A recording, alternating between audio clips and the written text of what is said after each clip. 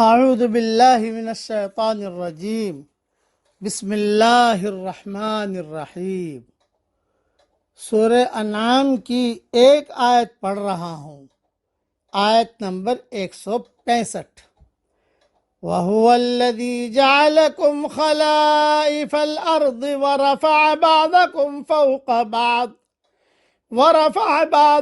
فوق بعض درجات ليبلوكم فيما آتاكم، اور وہی ہے جس نے تمہیں زمین میں ایک دوسرے کا جانشین بنایا اور تم میں سے ایک کا رتبہ دوسرے پر بلند کیا تاکہ وہ آزمائے تم کو اپنے دیے ہوئے میں۔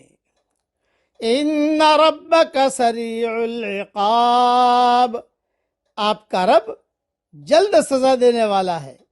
وَإِنَّهُ لَغَفُورٌ رَحِيمٌ، اور وہ بے شک وہ بخشنے والا مہربان ہے۔ ایک آیت ہے جو میں نے یہی پڑھی، لیکن اس کی تشریح بہت اہم ہے۔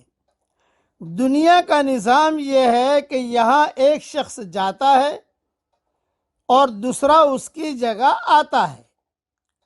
ایک قوم پیچھے ہٹا دی جاتی ہے اور دوسری قوم اس کے بجائے زمین کے ذرائع اور وسائل پر قبضہ کر لیتی ہے۔ یہ واقعہ بار بار یاد دلاتا ہے کہ یہاں کسی کا اقتدار دائمی نہیں، مگر انسان کا حال یہ ہے کہ جب کسی کو زمین پر موقع ملتا ہے تو وہ گزرے ہوئے لوگوں کے انجام کو بھول جاتا ہے۔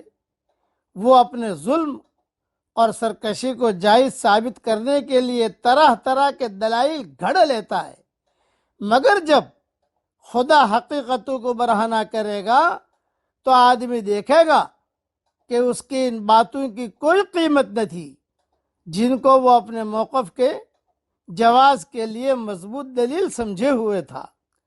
دنیا میں آدمی کی سرکشی کی اکثر وجہ یہ ہوتی ہے کہ وہ دنیا کی چیزوں کو اپنے حق میں خدا کا انعام سمجھ لیتا ہے، حالانکہ دنیا میں جو کچھ کسی کو ملتا ہے وہ صرف بطور آزمائش ہے، نہ کہ بطور انعام۔ دنیا کی چیزوں کو آدمی اگر انعام سمجھے تو اس کے اندر فخر پیدا ہوگا، اور اگر وہ ان کو آزمائش سمجھے تو اس کے اندر عجز پیدا ہوگا۔ فخر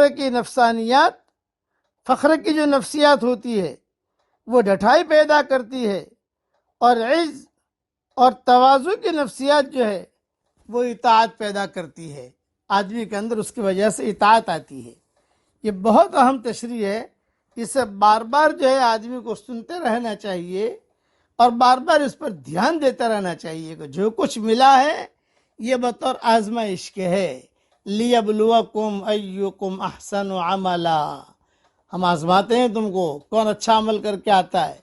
اکثر و عملہ نہیں کہا، یہ اللہ کے یہاں کوانٹیٹی نہیں دیکھی جاتی، اللہ کے یہاں کوالٹی دیکھی جاتی ہے۔ اچھا کام کر کے کون آیا؟ اس لیے تنہائیوں میں اللہ کا ذکر کرے اور اللہ سے کہے کہ اللہ یہ میں نے صرف تیرے لیے کیا ہے اور کوئی میرا مقصد نہیں ہے۔ میرے والد صاحب رحمۃ اللہ علیہ سردی کی راتوں میں جب لیٹتے تھے تو پھر جو ہے رضائی وغیرہ ڈال کر، خوب سردی ہوتی تھی دہلی میں، تو رضائی وغیرہ ڈال کر آیتیں پڑھتے، دعا مانگتے، پھر مجھے کہتے کہ دیکھ یہ میں نے صرف اللہ کے لیے کیا ہے، تجھے کہتا ہوں تو تجھے کہنے میں تو کوئی تکبر پیدا ہوگا نہیں، بیٹے کو کہنے میں تکبر کیا پیدا ہوگا؟ ہاں، مجمع کے سامنے کہنے میں آدمی کو تکبر پیدا ہوتا ہے، لیکن میں تنہائی میں اللہ سے معاملہ اپنا کر رہا ہوں۔ اس لیے تنہائیوں میں آدمی اللہ کے ساتھ اپنا معاملہ کلیئر رکھے۔ اب پڑھ لیجئے میرے ساتھ، ان صلاتی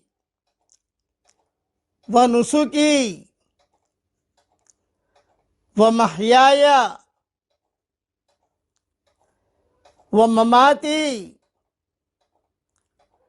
للہ رب العالمین لا شریک لہ، میری نمازیں، میری قربانیاں، میرا زندہ رہنا، میرا مرنا اس اللہ کے لیے ہے جو سارے جہانوں کا پالنہار ہے، اس کا کوئی پارٹنر نہیں ہے۔ حضور صلی اللہ علیہ وسلم کو جملے پڑھوائے گئے ہیں آسمانوں سے، ہمیں بھی پڑھتے رہنا چاہیے۔ اللہ تعالی ہم سب کو ایمان کامل عطا فرمائے، آمین۔ وآخر دعوانا ان الحمد للہ رب العالمین۔